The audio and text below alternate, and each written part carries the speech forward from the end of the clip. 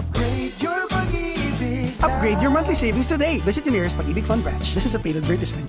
The Pag-ibig Loyalty Card Plus. Enjoy discounts and rewards plus the convenience of a cash card. Apply for a card today. Call 87244-244 to know more.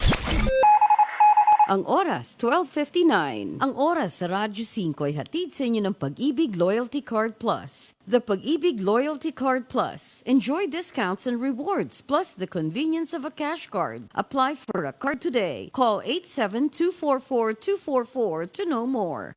Pag maalam sa batas, hindi mahuhulog sa mga butas ng anumang relasyon. Samahan sina Attorney Mel Santamaria at Gladys Lana Lucas para sa isang oras na hitik sa legal na solusyon kahit pa sa iligal na sitwasyon. Mag-asawa, magkaibigan, mag-amo, mag-ano nga ba kayo? Laging may tamang exit sa maling entrance. Relasyon. Lunes hanggang Biyernes, 1:00 hanggang 2:00 ng hapon sa Radyo 5, 92.3 News FM at 1PH Signal Channel 1. Transmitting live from our brand new studios at TV5 Media Center and Reliance Mandaluyong. By land, by sea, and on air. Mula sa pinakabaksyong newsroom sa buong bansa. 25,000 watts. Radyo 5, 92.3 News FM. Iwanan mo na ang lumang tunog ng AM.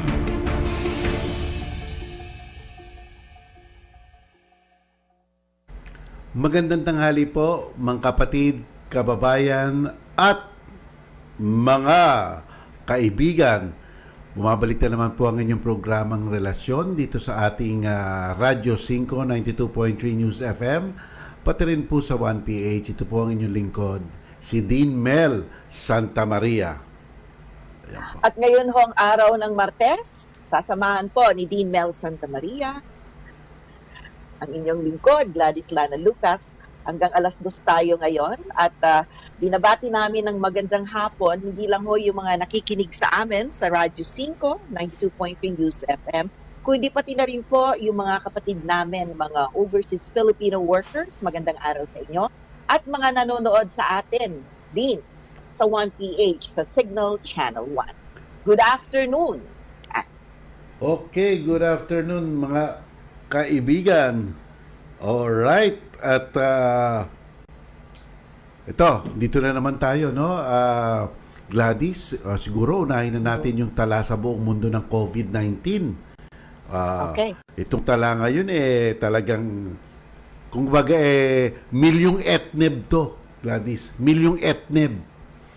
20,249,553. Yan na po ang tala sa buong mundo. Ngayon po, ang mga namamatay ay 738,726 at ang mga nagre-recover ay 13,113,234. Medyo madami-dami na po talaga.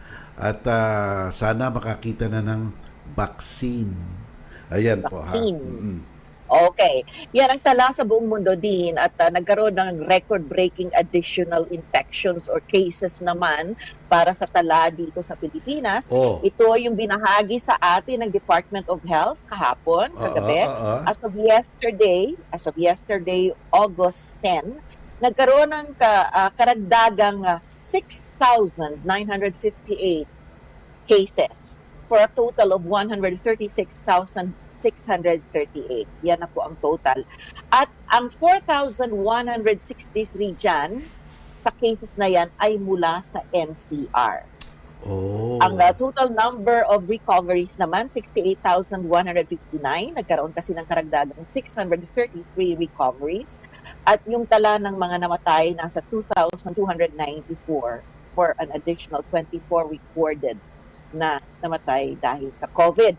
Ngayon, yung 4,163, ayan, ayatang meron na namang rekomendasyon na palawigin pa itong modified enhanced community quarantine din na sana ay hanggang August 18. August 18 ba or 19? August 18, 18, 18 ito, oo. 18. So meron na namang rekomendasyon na dapat daw siguro ay palawigin pa dahil nga sa malaking numero ng mga new cases, confirmed cases. Ngayon, Gladys, no, ang iniisip ko dyan, okay, nakikita natin ang laki ng tinataas.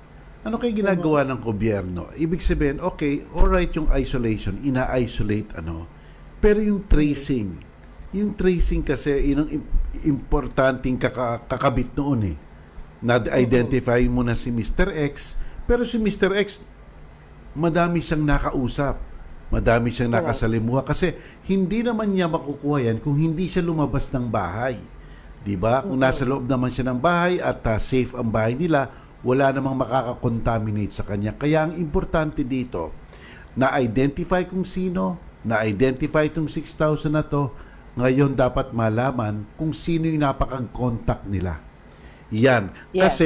Kasi iyan ang potential na lalabas-labas pa yan dyan at makakahawa.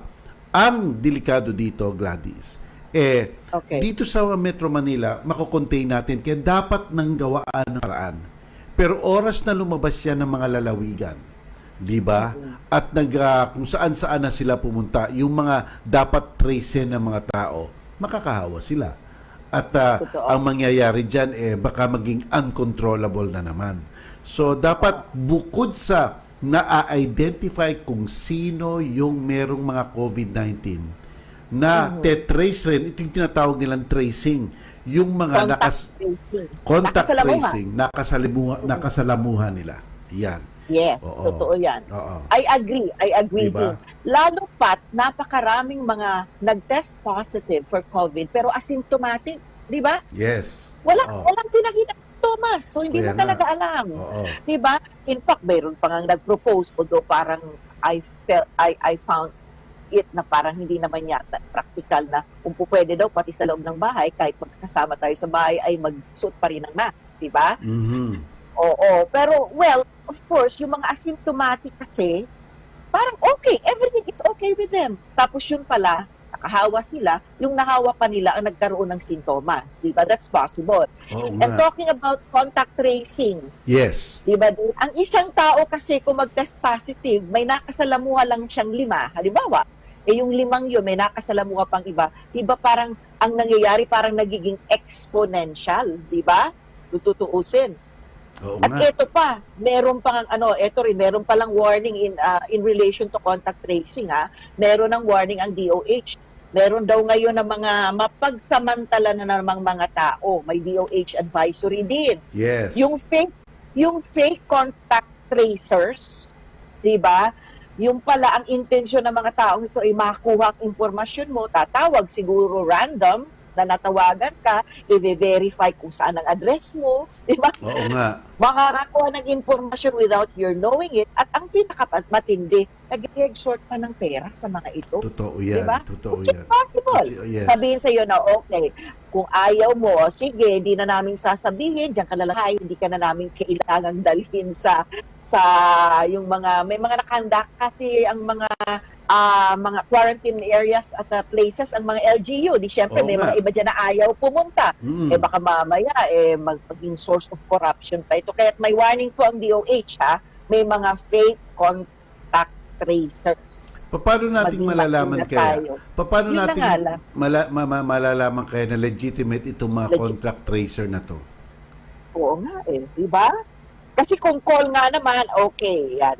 Well, as of now, ayon sa DOH, nakipag-coordinate na sila sa PNP at sa NBI para maimbestigahan ito. Okay? Maimbestigahan. Pero how will you know kung ikaw, ordinaryo citizen who gets a call, di ba, na nakasalamuha mo pala si Mr. X, COVID positive siya, di ba? Parang gano'n. Paano natin malalaman na legit yung call na yon? Tama. Paano kaya natin malalaman yun? Yes. Kaya yan dapat gawaan ng sistema yan ng gobyerno natin. No? Hindi lang reactive, kung hindi merong mga groundwork para gumawa ng programa sa mga ganong klaseng sitwasyon. Talaga. Okay, meron silang initial tip na binigay. Ano? Ayan, para sa publiko, ang DOH daw ay walang contact tracing team na tinatawag.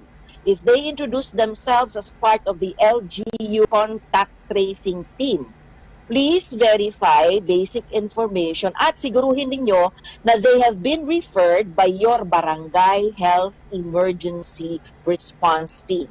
So kailangan familiar tayo with our own barangay health emergency response team. Ngayon pa lang ay alamin na natin kung sino ang mga yan para doon i-verify kaagad. Padala ba talaga kayo o meron ba kayong kinakonduct na contact tracing? Tama. Para lang to verify. Correct. Diba, Dean? Yes, oo. Oh, Kaya mag-ingat tayo. Meron talagang mga nagsasamantala kahit na pandemic to.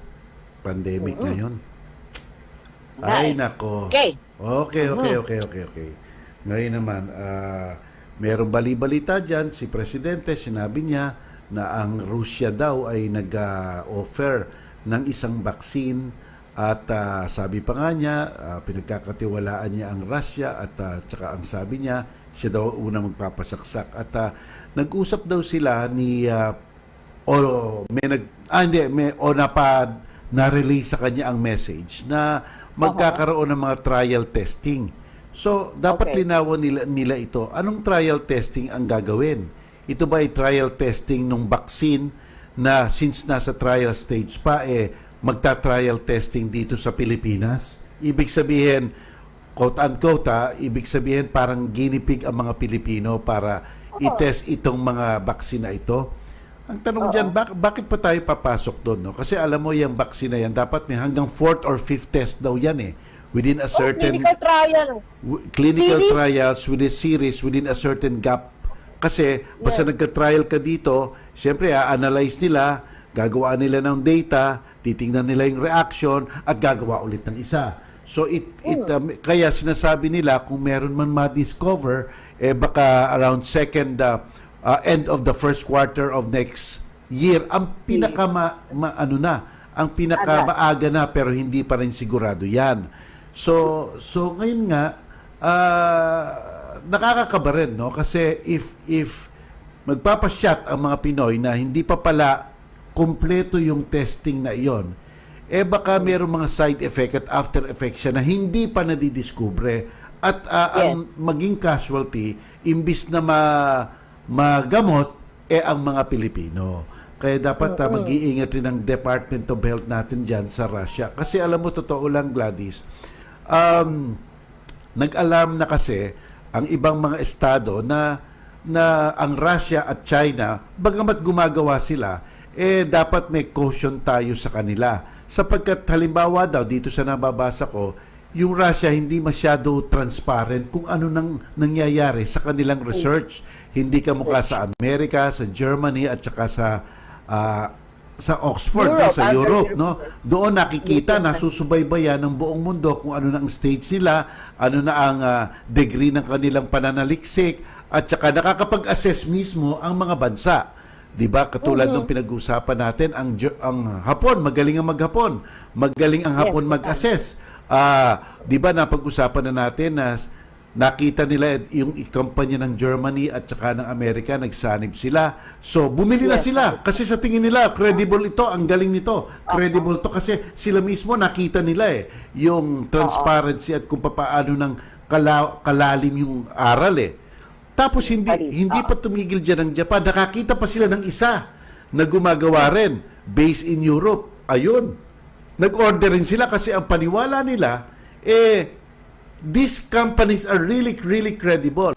So, ibig sabihin, at nagtataka ko dyan, walang China at walang Russia na ang Japan nakikipag-ugnayan ngayon. Hindi. Kung hindi, sa mga kumpanya ng Amerika, Europa, at saka Amerika at Europa, at kasama na pala doon ng Inglaterra, no, sa Europe at Germany. So, iyang mga bansang yan ang medyo credible sa tingin ng Japan. At alam mo naman ang mga Hapon, sigurista yan. Hindi sila gagastos kung hindi sila siguro 90 or 95% nakakasiguro.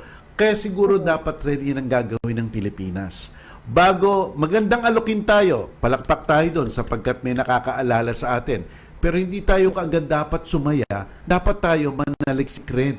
Kung ano na ba itong Russian to? Kasi kalat ngayon sa buong mundo ang pangambahan ng mga tao dito sa ginagawang eksperimento ng Russia at saka China kasi hindi opaque nga Hindi sila transparent. Ano na ba kayo? Nasa first stage, second stage ng trial. So we have to also be very careful. Yes. Kaya itong isang pasanin ng Department of Health, again, let us remember, Gladys, it is science, not politics. Science to. Kaya we have to be measured ang cadence natin dito, measured ang response natin dito sa mga possible vaccines na to. Huwag tayong maiengganyo kaagad-agad.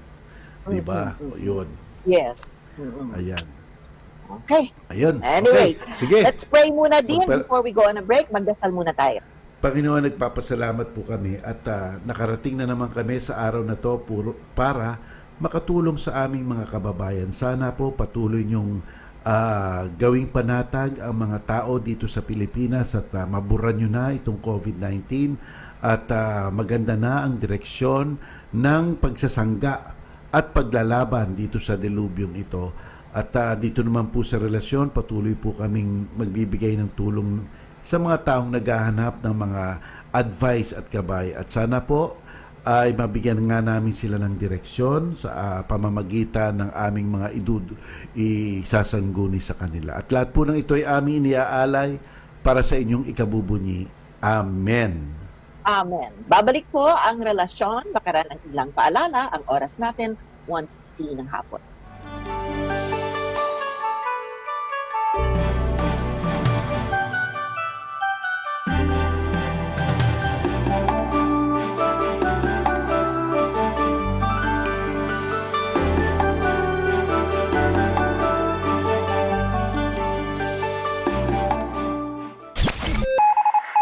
Ang oras, 1:15. Ang oras sa Radyo 5 ay hatid sa inyo ng Cobra Energy Drink. Angat ang lakas mo. Nais mong makarinig ng balitang showbiz. Sa tagal na niya sa showbiz, kilala niya ang bawat pinag-uusapan. Para kang lata. Pagka walang laman, maingay. Parang tubig. Pag mababaw, maingay. Bawat nakaraan, pinagdaanan, bawat pinaghirapan, bawat inaning kasikatan, alam niya ang kasaysayan.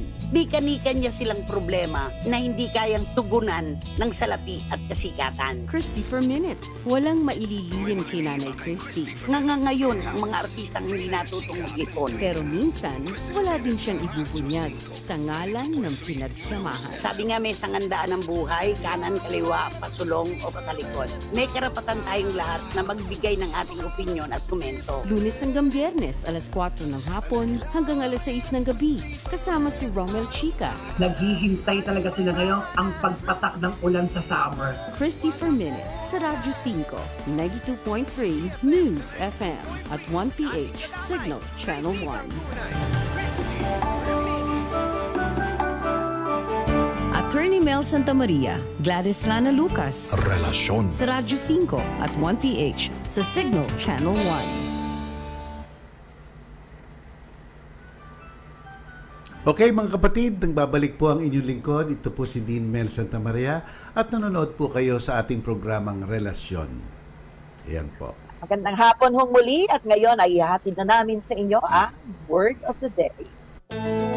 Layon ng programang Relasyon na makapagbigay ng payo na naaayon sa batas. Para higit na maliwanagan sa terminong legal, narito ang ating Word of the Day. Magandang tanghali po sa inyong lahat. Ang ating word of the day po ay support pendente lite. Ang literal na translation po niyan sa ating wika ay suporta habang umuusad ang kaso. Sapagkat po pangkaraniwan po, di ba po, basta't po kayo'y naghahain ng kaso sa korte, kadalasan iniintay pa ang desisyon ng korte bago makakuha ng mga hinihiling ang mga taong nasa loob ng kasong iyan. Hinahantay pa nila ang desisyon. At saka, di ba po ang desisyon, medyo matagal-tagal po yan. Aabot ng 3 buwan, 4 na buwan, 5 buwan, 6 buwan, minsan pa nga 1 taon, at umaakyat pa sa Korte Suprema. Ang tagal bago makakuha ng tinatawag na redress ang mga taong nangangailangan ng tulong. Sapagkat nga po dito normally ang mga nasasangkot ay bata o ang isang asawang wala man lamang wala man lamang kinikita sapagkat halimbawa po yung kabilang asawa, siya ang breadwinner at naghiwalay, di kawawa naman po, di ba? Kaya nagkaroon po tayo ng batas. Yan na rin po ay 9262, nakapasok na rin po yan. Nahandyan rin po doon sa Rules on Declaration of Nullity at Support at nahandyan rin po sa ating Rules of Court na iba na ngayon. Ngayon po, basta suporta ang inyong hinihingi, umpisa pa lang ng kaso, pwede na po kayong humingi ng suporta sa korte.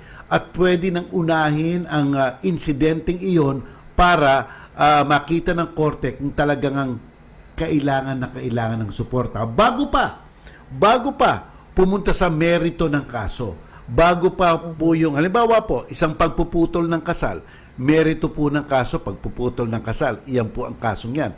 Pero kung nasama ang suporta sa bata, hindi na po hihintayan ang merito ng kasong iyon, uunahin na po yung support pendente lite. Para po, hindi po malalagay sa alanganin, halimbawa, ang bata habang umuusad ang kaso. Kasi ibang tao, ide-delay po ang kaso At para walang makuha yung kabila, natuto na po tayo doon. Ginagamit ang proseso mismo sa hindi tamang paraan. Kaya pinahihintulutan na po ngayon na kung halimbawa ay suporta ang kukunin, uunahin muna pong didinggin iyan para kahit hindi pa tapos yung pinakabuod o pinakapunto ng kaso, yung pagpuputol ng kasal, yung mga bata na kukuha na ng support. Ayan po. So, hindi na sila nalalagay sa alanganin. Kaya iyan po ang support pendente lite. Ayan. Okay. So, usually din, it's always good na pag merong ganitong mga kaso, nandun na kaagad yung support, isasama na kaagad yon. O automatic na yon, o kailangan hingin mo talaga hingin mo. Kasi minsan, hindi rin naman alam ng korte kung may mga anak, o yung kailangan ng mga anak, o nagkaayos na yung mga magulang, dapat hilingin yon at hingin yon. Para makita ng korte ang kahalagahan ng insidenteng iyon. At normally, yun ang ginagawa ngayon, Gladys. Hinihingi na umpisa pa lang. Hinihingi na talaga umpisa pa lang para makakuha na umpisa pa lang ng support. Kaya yung mga tao nagsasabi minsan, ang hirap naman mag-file ng kaso, tagal naman makakakuha ng support niya. Ng kaso, ang haba-haba, pero pinalitan na po yan. Kaya po nagkaroon po ng tinatawag na support pendente lite. Okay, so that's our word of the day. Ayan. Ngayon naman po, sa mga hindi pa nakakapag-post ng kanilang mga questions, i-post na ninyo yan. Kung hindi man ho sa comment section ng aming live streaming, pwede rin po sa aming official Facebook page na Radyo 5 92.3 News FM. Start na po ng ating Q&A. Ang programang ito ay bukas sa pagbibigay daan sa paglalahad ng inyong mga problemang pangrelasyon. Mangyari lamang tumawag, sumulat o kaya naman kapatid, mag-FB message na. Okay, here's our first question. Ako po'y taga Cebu, may itatanong lang ako.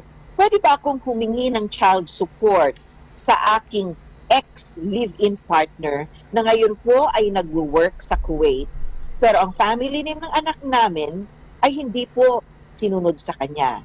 Ang family name ang dala ng anak ko. Kasi ang sabi niya, hindi raw ako pwedeng maghabol ng child support kasi hindi raw family name niya ang dala ng anak ko. Please advise kasi 2 years na siyang walang saktong support sa aking anak. Salamat po. Mali po iyon. Makakakuha po kayo ng support basta't mapatunayan lang na siya ay tatay o siya ay nanay. Yun po ang punto ng support. Yung relasyon na yon, tatay o nanay.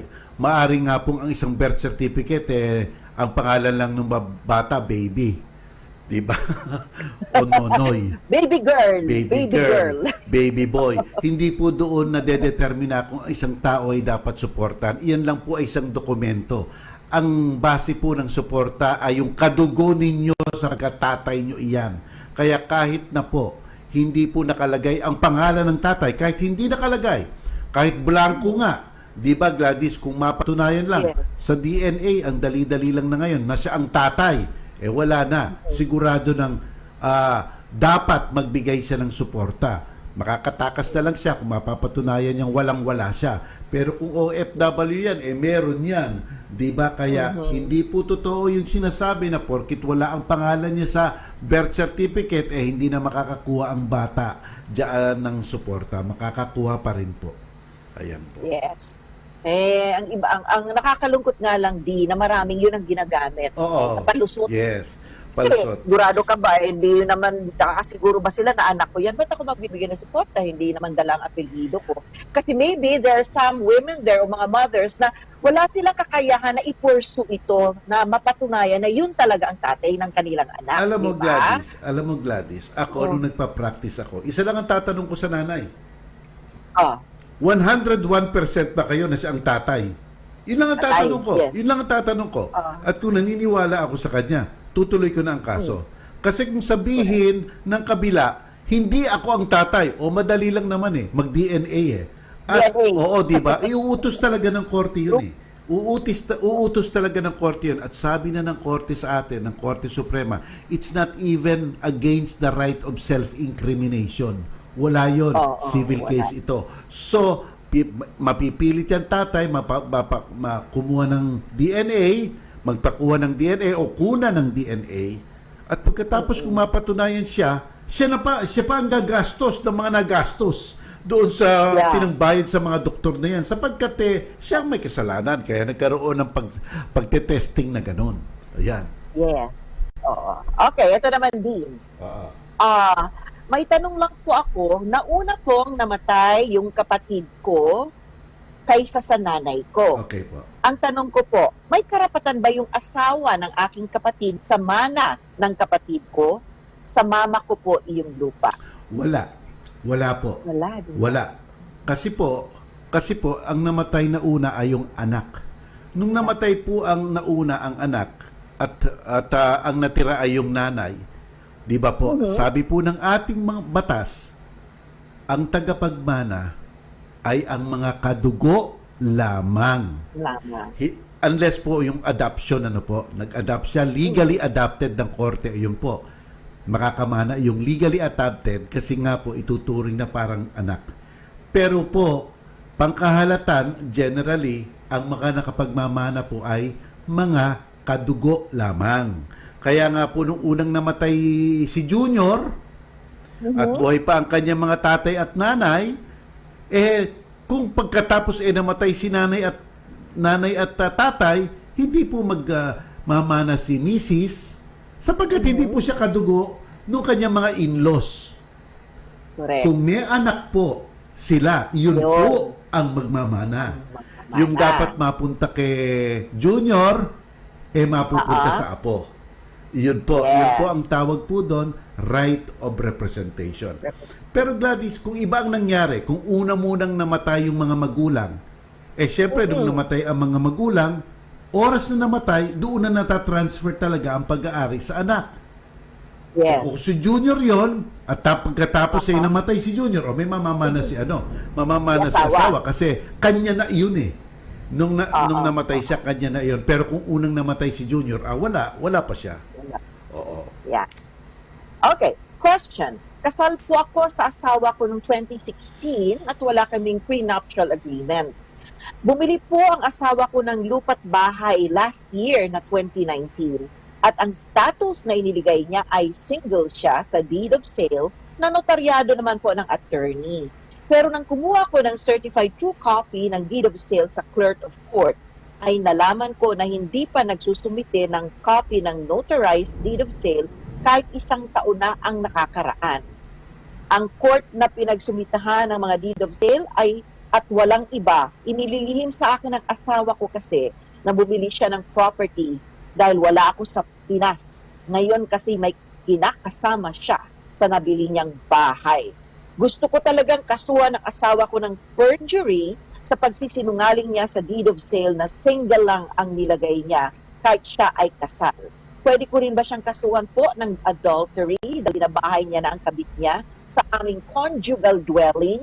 Inabandon niya ako at nakiapid tapos gustong humingi ng suporta. May anak din kaming isa below 7 years old. Okay, marami to. May penalty daw ba? Anong penalty sa perjury? Pwede bang kasuhan niya for lying about his status? Kung material yung... Yes, file. Okay, ganito, Gladys, ha? Unahin muna natin yung madali. Ito ba ang nag-text mo sa atin, lalaki o babae? Babae din. Okay, so babae. So ang lalaki, pwede niyo pong kasuhan siya ng concubinage. No po? Kasi po, binabahay niya na, parang magkasawa na yung kanyang kinakaapid, talagang pwedeng kasuhan ng concubinage yun. Okay, that's number one. Number two po, ngayon po, talaga naman po, kung ano man ang binili niya, habang kayo ay kasal, ay pag-aari niyong dalawa. Kahit na po ano ang iligay niya doon sa kanyang deed of sale, kahit ano pa, sapagkat po ang best evidence of marriage is not the deed of sale or the titulo. The best evidence of marriage is a marriage certificate. Makikita lang po, nauna yung marriage ninyo sa pagbibili niya ng lupa. Wala na, kabit na di ba, Gladys? Malinaw na. So, kasi the best evidence is a marriage certificate. Sabi rin po ng batas natin na ang paghihiwalay lamang ng dalawang mag-asawa ay hindi po naaapektuhan ang kaayusan ng kanilang pag-aari. Sapagkat nga po wala kayong prenuptial agreement, ang kaayusan nyo ay absolute community of property. Kung anong pag-aari nyong dalawa bago kayo ikasal ay magiging kapwa pag-aari na, at kung lahat ng napupundar habang kayo ikasal kahit na magkahiwalay ay inyong kapwa may-ari. Hindi po natitinag yon. So dapat lang nagmo-monitor kayo ngayon kung ano nga ang nabibili niya, kasi inyo rin yon. Ngayon baka kayo rin minomonitor niya, kasi lahat ng binibili nyo absolute community rin. Ngayon punta na tayo dun sa unang tanong nyo. Gusto nyong pila ng perjury. Ano po? Subukan ninyo.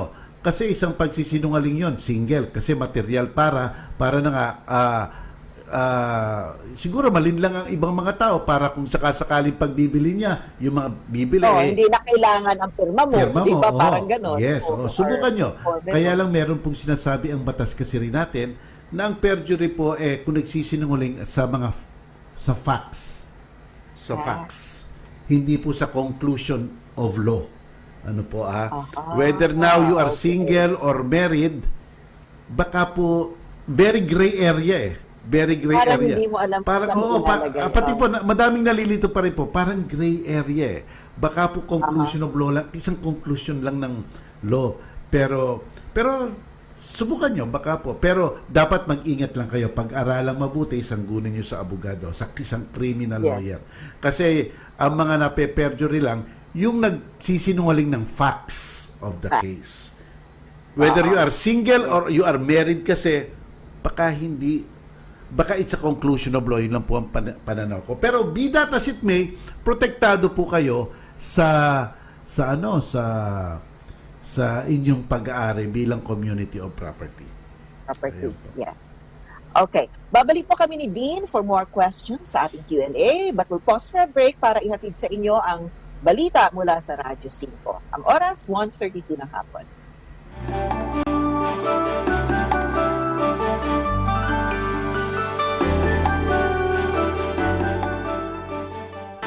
Tinatawagan ang mga COVID-19 survivors. Kung ikaw ay gumaling mula sa COVID-19 at may edad na 18 hanggang 65 years old, may timbang na hindi bababa sa 50 kilos, maaari kang makapagligtas ng buhay sa pamamagitan ng pagdodonate ng inyong dugo. Para sa mga katanungan, tumawag lamang sa 0998-582-1944 o sa 0998-582-1377. Donate na at magligtas ng buhay ng kapwa Pilipino. Isang mensahe mula sa KBP. Kaya natin Movement for Good Governance and Ethical Leadership, St. Luke's Medical Center at nang himpi lang ito.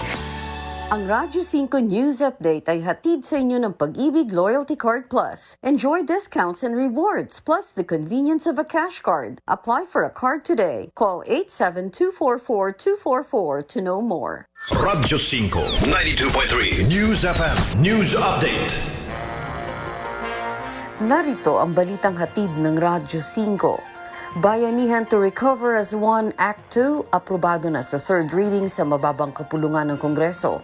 Umaaksyon si Zoni Esguera. Lusot na sa third and final reading ang Bayanihan to Recover as One Act o Bayanihan 2 sa Kamara, ang House Bill No. 6953 na sa ikalawang stimulus package para sa pagtugon sa COVID-19 pandemic. Sa ilalim ng Bayanihan 2 ay mayroong 162 billion pesos na standby fund sa September na may validity hanggang December 31. Ang pondo ng Kamara sa Bayanihan 2 ay mas mataas kumpara sa standby fund ng Senado na 140 billion. Pinakamalaking bahagi ng pondo ay 51 billion na ilalaan sa kapital ng mga government financial institutions para makatulong sa mga maliliit na negosyo. Kabilang pa sa malalaking paglalaanan ng pondo ang 20 billion para sa Cash for Work program sa mga displaced workers, 20 billion naman na pautang para sa mga programa sa mga magsasaka ng Department of Agriculture, 10.5 billion para sa dagdag na hiring ng mga healthcare workers, 10 billion sa subsidy para sa COVID-19 expanded testing at confinement sa ilalim ng PhilHealth, 10 billion para sa transportation at 10 billion para sa pagbangon ng tourism industry. Aatasan din ang mga government financial institutions na magbigay ng pautang, subsidy, diskwento at iba pang grants para sa pagbili ng electronic gadgets na kakailanganin ng mga guro at estudyante sa ilalim ng distance at blended learning. Bibigyan din ng tuition subsidy para sa mga estudyante na hindi makakatanggap ng educational subsidy mula sa government at nahaharap sa financial crisis. Inaasahang maisasalang na sa Bicameral Conference Committee ang sinusulong na Bayanihan 2 sa susunod na linggo. Umaaksyon, Sonny Reyes Sesquera, Radyo 5, 92.3 News FM. Pananagutin ni Pangulong Rodrigo Duterte ang lahat ng mga opisyal ng PhilHealth na sangkot sa korupsyon sa ahensya. Sinabi ng Pangulo na hindi siya mangingiming yariin ng mga tiwaling opisyal ng PhilHealth. Binigyang diin ng Pangulo na maaring makaligtas sa nagdaang administrasyon ng mga opisyal ng PhilHealth pero hindi sila makalulusot sa ilalim ng Duterte administration.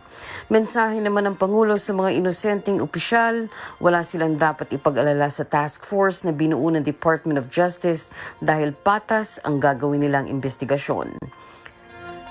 Sa ibang balita, imposibleng maobliga ang lahat ng mga pamilya na magsuot ng face mask kahit sa loob ng tahanan. Sa panayam ng programang Early Already sa Radyo 5, sinabi ni Interior Undersecretary Epimaco Densing na private dwelling ang tahanan at imposibleng makontrol ito ng gobyerno.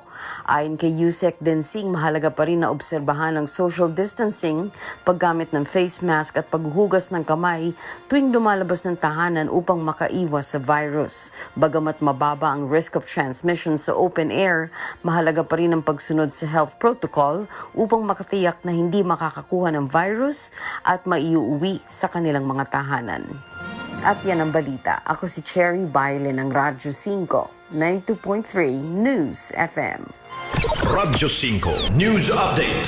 Ang Radyo 5 News Update ay inihatid sa inyo ng Pag-ibig Loyalty Card Plus. Enjoy discounts and rewards plus the convenience of a cash card. Apply for a card today. Call 87244-244 to know more. The game you love is home. Slam, count it, and the foul.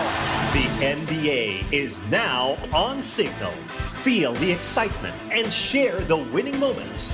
Catch live NBA games every day on NBA TV Philippines. Subscribe now to Signal. Call 8888-5555. Select live NBA games are also available on TV5 and One Sports. NBA, whole new game. Sa Radyo 5 at 1PH sa Signal Channel 1. Hello everybody, nagbabalik po kami at ako'y mag-iimbita ulit, Gladys. Iniimbita ko po lahat na kung kayo ay mahilig mag-YouTube, mag-internet at mag-YouTube, meron po akong YouTube channel, Attorney Mel Santa Maria. Diyan po nakikita nyo po yung aking mga advice, kung ano-ano pong advice, yung naririnig nyo po ngayon, maaring meron na rin po ako na patungkol doon, kaya po mahahanap ninyo. Hahanapin nyo lang po yung video, baka po masagot na ang katanungan ninyo. Kaya po huwag nyo kakalimutan, Attorney Mel Santa Maria sa YouTube po. Sana ay mag-subscribe rin kayo para lumaki na po ang ating komunidad. Thank you. Okay.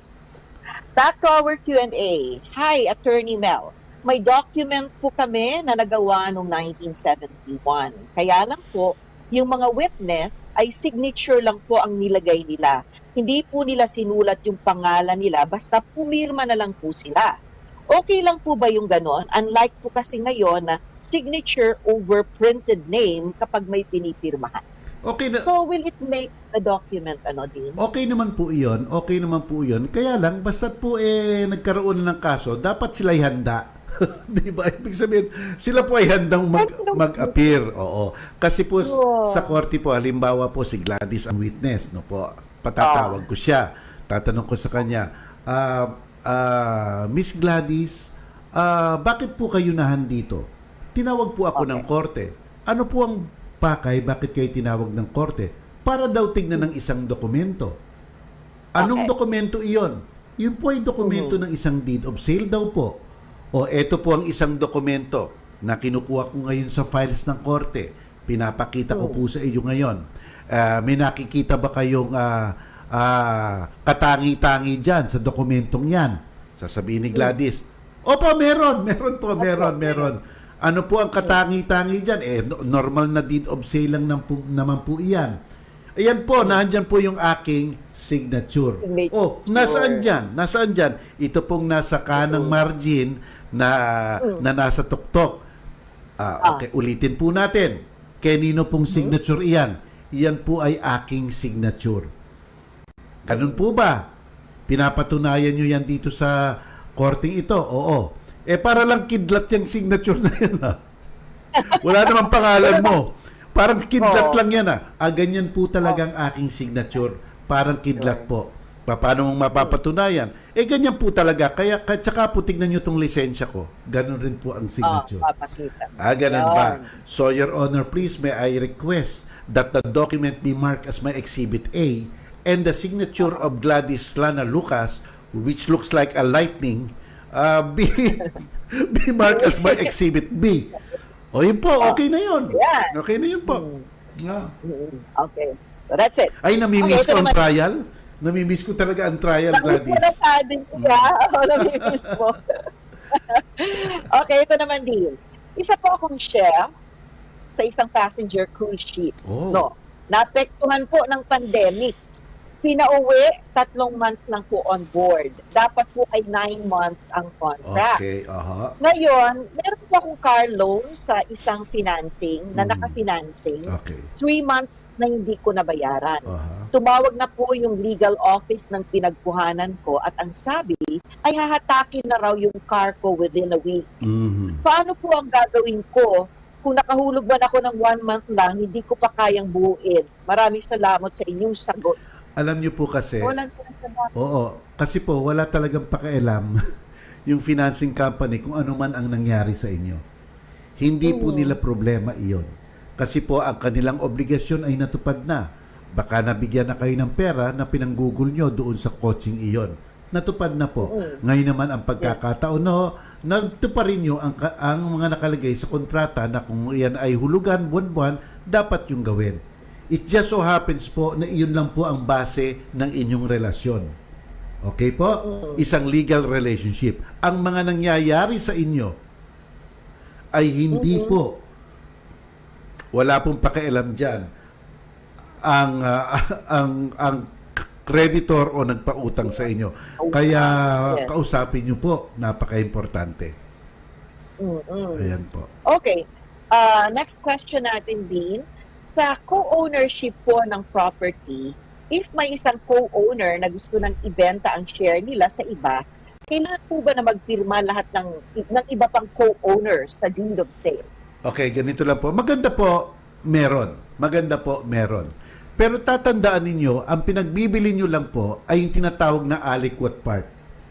Kasi po, yung aliquot part pa, ibig sabihin po, kung ito ay inyong pag-aari, circle, at 3 kayo, alam nyo, may 1/3 share lang kayo doon. Pero hindi nyo po alam kung anong particular portion ang inyo. So, ganun po yan, ganun po yan. So, pwede nyo naman pagbili yung portion na iyon. Pero hindi po masasabi ng pinagtindahan nyo, akin yan ha, akin to, akin yan, akin to. Hindi po. Para ang makukuha niya rin po ay yung 1/3 portion. Pwede naman po. Ngayon po, kaya lang meron po sa ating batas na nasabi right of redemption. Ano po iyon? Basta't napagbili niyo po kay Mr. X, si Mr. X po, pwedeng bilin sa kanya ng mga co-owners ninyo within a period of, I think, 30 days from notice to your co-owners na pinagbili ninyo yung kalupaan. So, ibig sabihin, baka sayang lang, baka yung bumili, mabawi rin sa kanya ng mga co-owners ninyo. Kaya mabuti na rin po siguro, kausapin nyo yung mga co-owners ninyo kasi po nasa batas po yung right of redemption. Ayan po. Ayan. Okay, good afternoon po, Attorney Mel. Tanong ko lang po, yung company namin ay hindi pa nagbubukas dahil po sa pandemic. Pero wala silang sinasabi kung kailan kami makakapasok muli. Makatwiran bang mag-resign ang isang empleyado dahil wala nang mapagkuhanan ng pagkain at pambayad sa upa ng bahay? 26 years na po sa work. Kasi po kung nag-resign po kayo, baka po mawala ng wala kayong makuhang separation pay. Kaya po, what's the lesser of two evils? Stay put. Di ba po? It's just stay put. Kasi po, kung magre-resign ka, wala naman kayong makukuha Di ba po? Stay put lang po at mabuti pa tanungin nyo na itong inyong employer, nagpapatrabaho. Gusto nyo ba akong terminatin? Anong reason? Nalulugi ba kayo? O sige, i-retrench nyo ko o i-redundate nyo ko. Kasi po, yun, may separation pay. Kailan po ang sakit pakinggan terminate, Hindi po lahat ng terminate masama. Hindi po. Kasi ang dating sa atin, almost automatic, sumano na terminate ako. Pero hindi po. Kasi po ito po, ang termination, na iyan na sapagkat nagtitipid ang kumpanya ngayong pandemyang ito, meron pong separation pay kasi hindi nyo kasalanan. Ayun po. Okay. Retrenchment yun, redundancy. Yes, retrenchment. Babalik pa kami ni Dean for more questions. Makaroon ng ilang paalala. Ang oras natin, 1:46 ng hapon.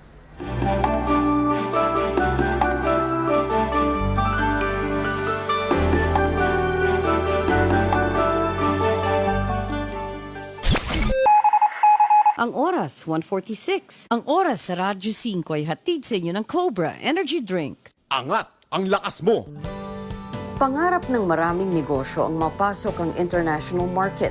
Pero bukod sa pagdadala ng ating mga produkto at serbisyo sa ibang bansa, alam niyo ba na maaari din tayong matulungan ng gobyerno para makakuha ng international investors para sa ating mga negosyo? Ilan lamang yan sa serbisyong ibinibigay ng Fair Trade Service Corps ng Department of Trade and Industry.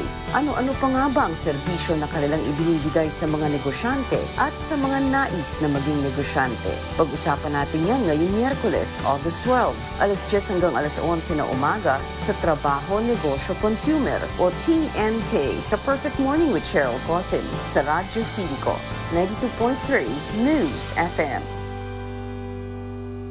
OMG mga kapatid! Sa August 15 na, heto na ang bagong shows na swak sa trip ng Pinoy. Ang Chika Besh, morning show na pampasaya. Love it! Ang Idol in Action ni Lodi sa public service, pampasolve. Sa usapang real life with Luchi Cruz Valdez, may kwentong super pampa-inspire. Ang Fit for Life naman, workout na pampa-perspire. Yas! Kaya tune in na simula August 15. Basta pampa-enjoy, bongga sa TV5. Attorney Mel Santamaria, Gladys Lana Lucas. Relasyon. Sa Radyo 5 at 1PH sa Signal Channel 1. Okay, we're back. Gladys, meron tayong breaking news, no? Former COMELEC Chairman Sixto Brillantes Jr. dies on Tuesday morning, August 11 after a bout with COVID-19. Si Chairman po, yan po ang dating COMELEC Chairman. So, yes. Sumalangit nawa ang kanyang kaluluwa. Alam mo yung kaibigan ko kaninang umaga, si Attorney Irene Aguila, pupunta sana dun sa ospital para mag-donate ng blood. Para kay Chairman, pero yun lang nga, tinawag na ng may kapal dahil sa COVID-19, so that's it. So we Nakikiramay po kami sa kanya mga kamag-anak. Nakikiramay tayo sa kamag-anak ni Chairman Sixto Brillantes. He is a very brilliant lawyer, a good lawyer. Yan po. Okay, tuloy-tuloy po ang ating Q&A. Good afternoon po, Attorney. Yung kumpanya po namin ay hindi pa, tama, nabasa ko na yan, kanina lang pala. Okay, naulit niya lang ulit ang kanyang tanong. Magandang araw po, nais ko lang pong, ilapit, sensya na po ha, may mahaba to.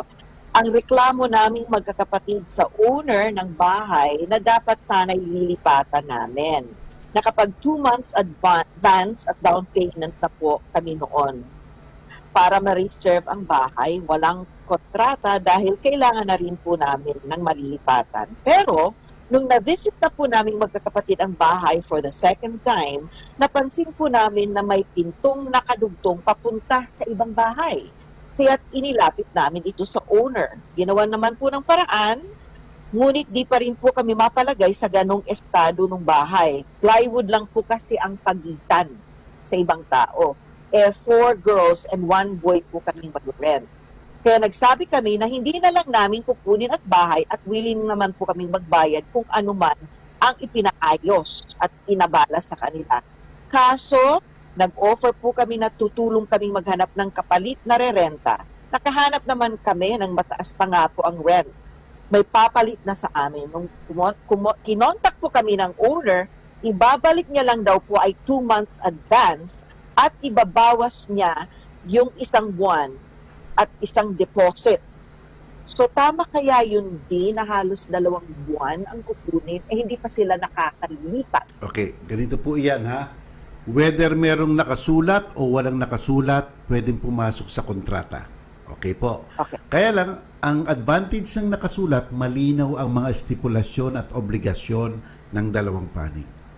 Ang oral contract na sinasabi, siyempre, may kasunduan rin. Pero kung meron pong nagka hindi intindihan, baka may interpretasyon si A, may interpretasyon po si B. Doon po nagkakatalo. Ano po ha? So, ganyan ang sitwasyon nyo ngayon.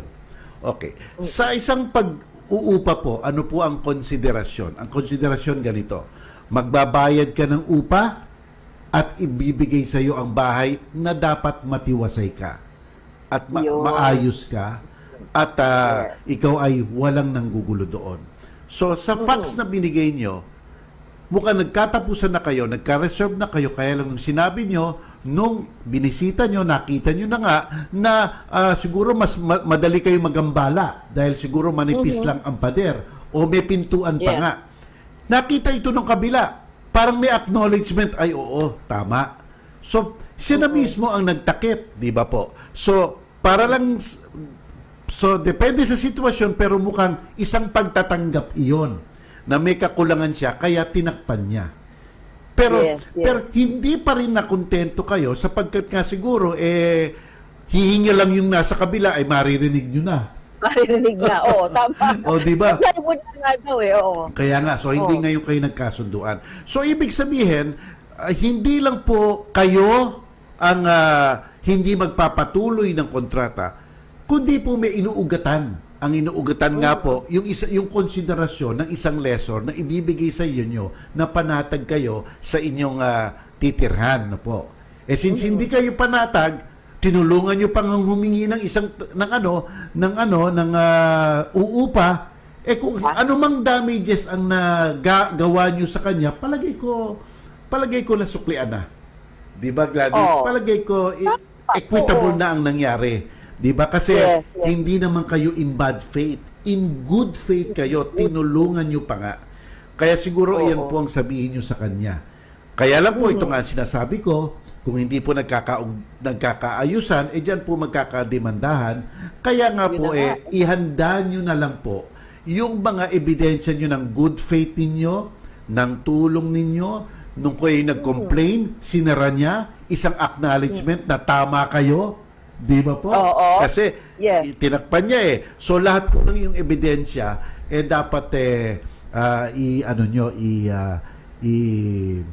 ipunin nyo. As a matter of fact po, ang rescission po ganito.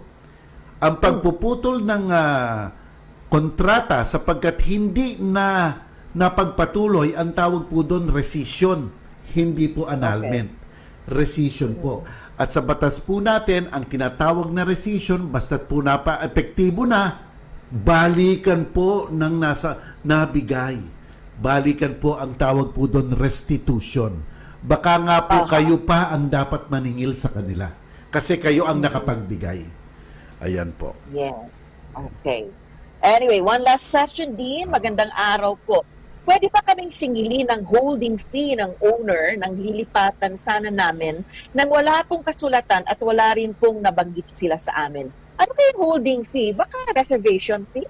Hindi ko nga alam. Holding fee Ano yung holding ng fee? owner ng lilipatan namin.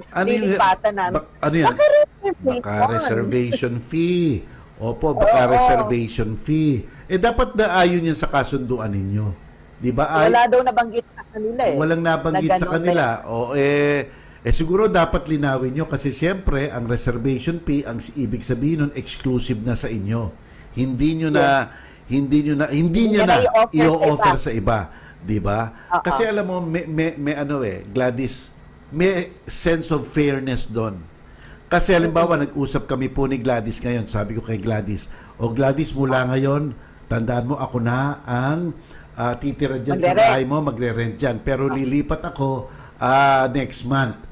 Si Gladys, pwede sabihin sa akin, teka, di ibig sabihin mo, hindi ko na ma-allok yan sa iba. So, nakatenga na yan para sa iyo. Bigyan mo ko ng parang reservation fee. Which is really very fair, actually. Kasi hindi nyo, exclusive na po na hindi niya iaalok sa iba. Yun ang nawawala po kasi sa mga nag-aalok, yung maalok sa iba. Kaya so, talagang dapat inaano yan, kinakalibrate yan po. Pero kung yung usapan nyo, wala naman kayong kasunduan na ganon, di ba po? At bigla na lang. Sinalpok na ganon, dapat ano nyo talaga, usisain nyo. Sapagkat ganito po yan. Basta't po ang contract of lease ay lampas ng 1 taon, lampas po, bago po mapatupad yan, dapat nakasulat. Yan pumapasok po sa statute of fraud. Kaya po hindi po napapa-specific performance kung hindi nakasulat if it's beyond 1 year at wala pang nangyayari. Executory pa lang. Ayan po. Okay. Yan. Okay, so yan po ang kabuuan ng ating Q&A at ng programang relasyon para sa araw na to, Tuesday, August 11. Maraming salamat po sa pagsama sa amin ni Dean Mel at sana'y nandyan kayong muli bukas, 1:00 pa rin po ng hapon. Dean? Hanggang bukas po tayo at magkikita tayo. Ito po ang inyong lingkod, Dean Mel Santa Maria. Huwag niyo pong kalimutan yung YouTube channel ko, Attorney Mel Santa Maria. Subscribe. See you tomorrow. Lord, maraming salamat po sa pagbabahagi sa aming mga kapatid sa programang relasyon ng inyong tulong at gabay. Sana'y mapanatili po sa aming puso't isipan ang lahat ng aming natutunan at piliing gawin sa aming buhay kung anong wasto at marangal sa inyong mga mata. In Jesus' name, amen. Bye-bye. May pupuntahan pa ba o dapat lang tapusin na? Sinagot na ni na Attorney Mel Santa Maria at Gladys Lana Lucas ang mga tanong sa napasukan mong relasyon sa Radyo 5 at 1PH sa Signal Channel 1.